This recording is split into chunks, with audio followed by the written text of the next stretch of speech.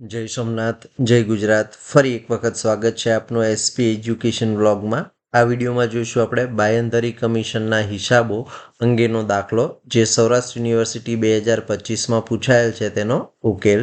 દાખલો ગણતા પહેલા સૌપ્રથમ જોઈશું આપણે દાખલાની રકમ જે આ પ્રમાણે છે. દાખલાની રકમ આ પ્રમાણે છે. રાજકોટ કંપની દરેક ₹100નો એક એવા 18 લાખ ઇક્વિટી શેર બહાર પાડે છે, જે અંગે બાંયધરી દલાલોએ નીચે મુજબ બાંયધરી આપી છે. જેમાં અ 10,80,000 શેરની બાંયધરી આપી છે, બ 4,50,000 શેર અંગેની બાંયધરી આપી છે, જ્યારે ક એ 2,70,000 શેર માટે બાંયધરી આપી છે.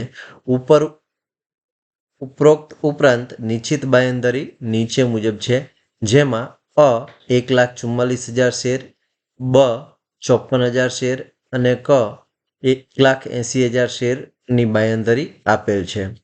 કંપનીને કુલ 13,50,000 શેર માટે અરજીઓ આવી નિશ્ચિત બાંયધરી સહિત, જે પૈકી નિશાનીવાળી અરજીઓ નીચે મુજબ છે, જેમાં અની નિશાનીવાળી અરજીઓ 1,80,000 શેર છે, બની નિશાનીવાળી અરજીઓ 3,60,000 છે, જ્યારે કની નિશાનીવાળી અરજીઓ 90,000 છે.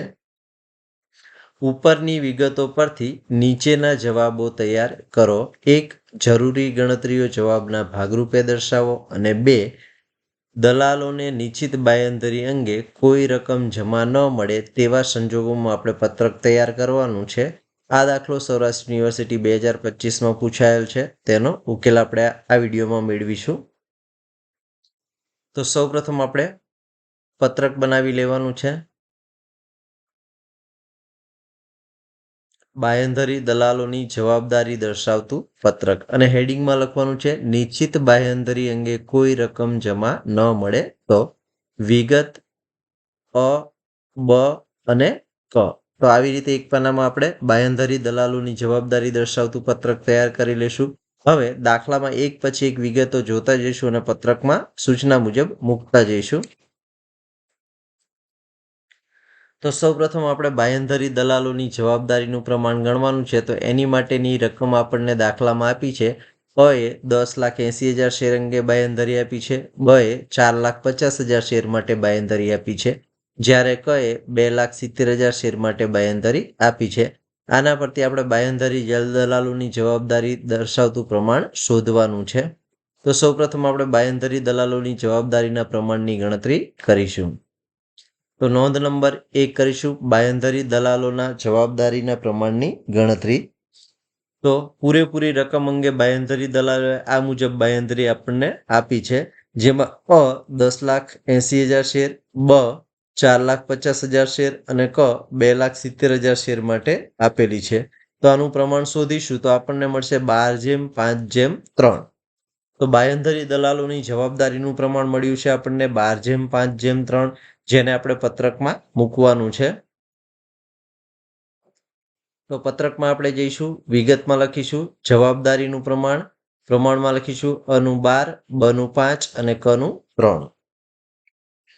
બાંયધરી દલાલોની જવાબદારીનું પ્રમાણ મુકાઈ ગયા બાદ આપણે પત્રકમાં કુલ જવાબદારી દર્શાવવાની છે દાખલામાં આપેલ રકમ મુજબ. તો બાંયધરી દલાલોની કુલ જવાબદારીમાં અની 10,80,000 છે, બની 4,50,000 અને કની 2,70,000 શેર અંગેની છે, જે આપણે પત્રકમાં દર્શાવીશું.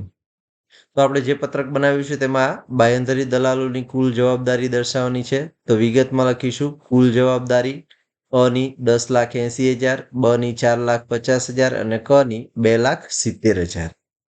બાંયધરી દલાલોની કુલ જવાબદારી લખાઈ ગયા બાદ આપણે આમાંથી નિશાનીવાળી અરજીઓ બાદ કરવાની છે. તો દાખલામાં જોઈશું આપણે નિશાનીવાળી અરજીઓ કેટલી છે, તો કે અની 1,80,000, બની 3,60,000 અને કની 90,000 શેર અંગેની નિશાનીવાળી અરજીઓ છે, જે આપણે કુલ જવાબદારીમાંથી બાદ કરવાની છે અને બાકી જવાબદારી શોધવાની છે. તો પત્રકમાં જઈશું, વિગતમાં લખીશું બાદ નિશાનીવાળી અરજીઓ અની 1,80,000, બની 3,60,000 અને કની 90,000. કુલ જવાબદારીમાંથી નિશાનીવાળી અરજીઓ બાદ કરીશું તો મળશે બાકી જવાબદારી. 10,80,000માંથી 1,80,000 બાદ કરીશું તો આપણને અની જવાબદારી મળશે 9 લાખ. બની 4,50,000માંથી 3,60,000 બાદ કરીશું તો મળશે 90,000. જ્યારે કની 2,70,000માંથી 90,000 બાદ કરીશું તો રકમ મળશે આપણને 1,80,000. તો બાકી જવાબદારી અનુક્રમે આપણને મળી છે 9 લાખ, 90,000 અને 1,80,000. હવે આપણે બાકી જવાબદારીમાંથી નિશાની વગરની અરજીઓની ગણતરી કરી અને બાદ કરવાની છે. તો દાખલામાં આપણને કુલ અરજીઓ 13,50,000 છે, જેમાંથી નિશાનીવાળી અરજીઓ 1,80,000, 3,60,000 અને 90,000 છે, જે આપણે કુલ 13,50,000માંથી બાદ કરવાની છે. તો આપણને મળશે નિશાની વગરની અરજીઓ. તો સૌપ્રથમ આપણે નિશાની વગરની અરજીઓની ગણતરી કરીશું. તો નોંધ નંબર 2 કરવાની છે નિશાની વગરની અરજીઓની ગણતરી. તો કંપનીને કુલ 13,50,000 શેર માટે અરજીઓ મળી છે, જેમાંથી નિશાનીવાળી અરજીઓમાં અની 1,80,000, બની 3,60,000 અને કની 90,000 છે. કુલ સરવાળો કરશું તો નિશાનીવાળી અરજીઓ કુલ મળશે આપણને 6,30,000. હવે કંપનીની કુલ અરજીઓ 13,50,000 છે, જ્યારે નિશાનીવાળી અરજીઓ 6,30,000 છે, તો બાકીની અરજીઓ મળશે એ આપણને નિશાની વગરની મળશે. તો નિશાની વગરની અરજીઓ માટેનું સૂત્ર લખીશું. નિશાની વગરની અરજીઓ બરાબર કુલ મળેલ અરજીઓ માઇનસ નિશાનીવાળી અરજીઓ. તો કુલ મળેલ અરજીઓ છે 13,50,000, જ્યારે નિશાનીવાળી અરજીઓ છે 6,30,000. તો 13,50,000 માઇનસ કરીશું 6,30,000.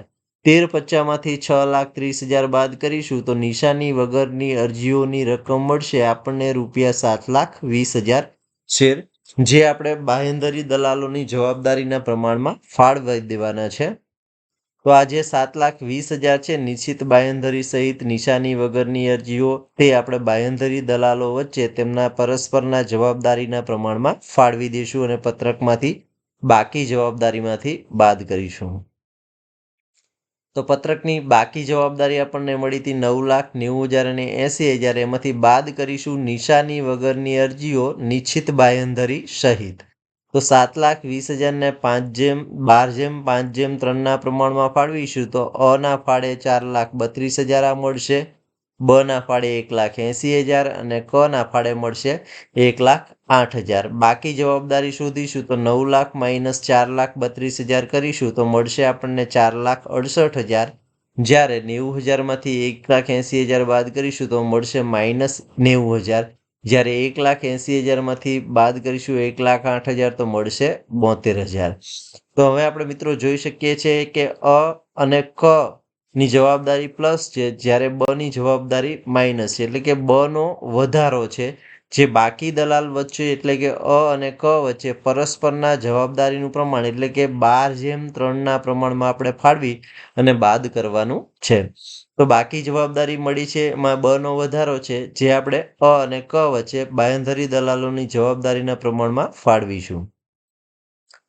તો બાકી જવાબદારીમાંથી બાદ કરીશું બ નો વધારો અ અને ક વચ્ચે તેમની જવાબદારીના પ્રમાણમાં ફાળવતા પરસ્પરના. તો અ નો વધારો 90,000 છે, તો પ્લસ કરીશું 90,000. 90,000ને આપણે 12/3 પ્રમાણમાં ફાળવવાના છે, તો અના ફાળે આવશે 72,000, જ્યારે કના ફાળે આવશે 18,000.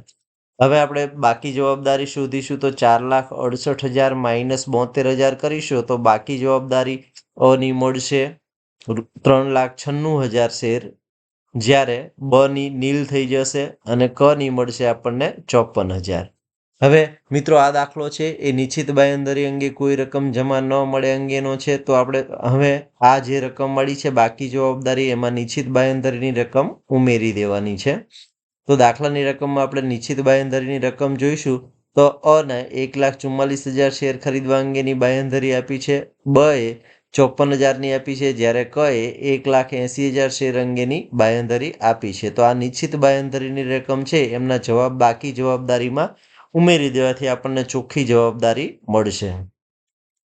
તો પત્રકમાં આપણને બાકી જવાબદારી મળી છે, એમાં ઉમેરી દઈશું નિશ્ચિત બાંહેધરી અની 1,44,000, બની 54,000 અને કની 1,80,000. ચોખ્ખી જવાબદારી શોધીશું તો 1,96,000 વત્તા 1,44,000 કરીશું તો અની મળશે બાકી ચોખ્ખી જવાબદારી 5,40,000, બ ની 54,000 મળશે.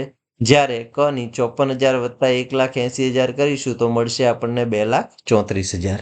તો આ પ્રકારનો દાખલો હોય ત્યારે તમારે ખાસ યાદ રાખવાનું છે કે પહેલા કુલ જવાબદારી દર્શાવી દેવાની છે, તેમાંથી નિશાની વળી અરજીઓ બાદ કરવાની છે. ત્યારબાદ જે બાકી જવાબદારી વધે એમાંથી નિશાની વગરની અરજીઓ નિશ્ચિત બાંયધરી સહિત ગણતરી કરી અને પરસ્પરના જવાબદારીના પ્રમાણમાં ફાળવી અને બાદ કરવાની છે. એટલે મળશે આપણને બાકી જવાબદારી. અને બાકી જવાબદારીમાં જો કોઈ દલાલનો વધારો હોય એટલે કે રકમ ઋણ આવે તો એ તેનો વધારો છે અને બાકી દલાલો વચ્ચે પરસ્પરના પ્રમાણમાં ફાળવી દેવાનો છે. ત્યારબાદ જે બાકી જવાબદારી મળે એમાં તમારે નિશ્ચિત બાંયધરી ઉમેરી દેશો તો તમને મળશે ચોખ્ખી જવાબદારી. તો આ દાખલો આપણે નિશ્ચિત બાંયધરી અંગે કોઈ રકમ જમા ન મળે તે સંજોગોમાં ગણ્યો. જો વિડીયો ગમ્યો હોય તો વિડીયોને લાઇક કરો, લિંકને મિત્રો સાથે શેર કરો, ચેનલમાં નવા હોય તો ચેનલ સબસ્ક્રાઇબ કરો. જય સોમનાથ, જય ગુજરાત. Thank you.